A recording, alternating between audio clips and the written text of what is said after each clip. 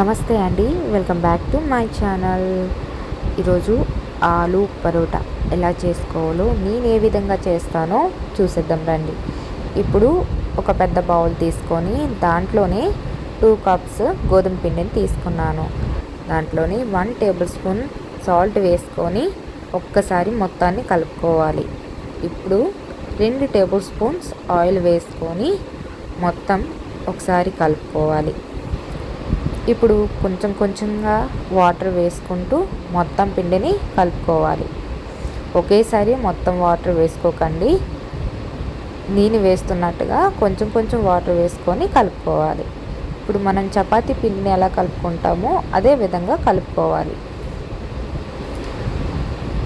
చూడండి, ఈ విధంగా మొత్తాన్ని ఒకసారి ఇలా కలుపుకొని పక్కకి పెట్టుకోవాలి.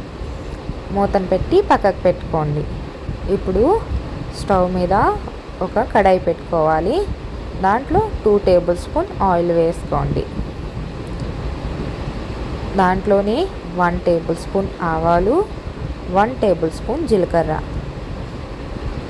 ఈ రెండింటిని వేసుకొని అది చిటపటలాడాక ఒక పెద్ద సైజు ఆనియన్ తీసుకొని ముక్కలుగా తురుముకొని వేసుకోవాలండి. ఇప్పుడు అవి అలా వేపుతూ ఉండండి. అవి కాస్త మగ్గడానికి మనం మూతను పెట్టుకుందాం. చూడండి, ఇలా ఫ్రై అయ్యాయి కదా.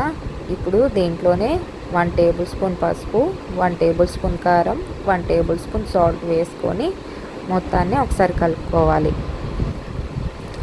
ఇప్పుడు నేను 2 పెద్ద సైజు 2 ఆలుని తీసుకొని మంచిగా బాయిల్ చేసి వాటిని స్మాష్ చేసి ఇందులో ఇలా వేసుకున్నానండి. మొత్తం ఒకసారి కలిసేటట్టు ఇలా కలుపుకోవాలి. ఇదంతా లో ఫ్లేమ్లోనే చేసుకోండి, లేదంటే అడుగు మాడిపోతుంది. మీరు కనుక ఫస్ట్ టైం నా ఛానల్ చూస్తున్నట్లయితే ఛానల్ని సబ్స్క్రైబ్ చేసుకోండి, వీడియోకి లైక్ చేయండి. ఇప్పుడు చిన్న ముక్కలుగా కట్ చేసి పెట్టుకున్న కొత్తిమీరను ఇందులో వేసేసుకోండి. అంతా ఒకసారి కలుపుకోండి. చూడండి, ఇలా కొంచెం తిక్కీగా అయింది కదా. ఈ కన్సిస్టెన్సీలో స్టవ్ ఆఫ్ చేసేసుకోవాలి. ఇప్పుడు చపాతీ ముద్దను తీసుకొని ఒక్కసారి మొత్తాన్ని కలుపుకొని ఇప్పుడు నేను చేస్తున్న విధంగా చిన్న చిన్న బాల్స్ చేసుకోవాలి. ఇలా అన్నిటినీ రౌండ్ బాల్స్లా చేసుకొని నేను ఈ ఫ్లోర్ మీద చేస్తానండి. ఫ్లోర్ నీట్గా ఇలా తుడుచుకొని మనం చపాతీ ఎలా చేస్తామో అలా కొంచెం పెద్దగా చేసుకోవాలి. ఇప్పుడు దాంట్లోనే ఇప్పుడు మనం ముందుగా చేసి పెట్టిన కర్రీని ఇందులో వేసుకోవాలి.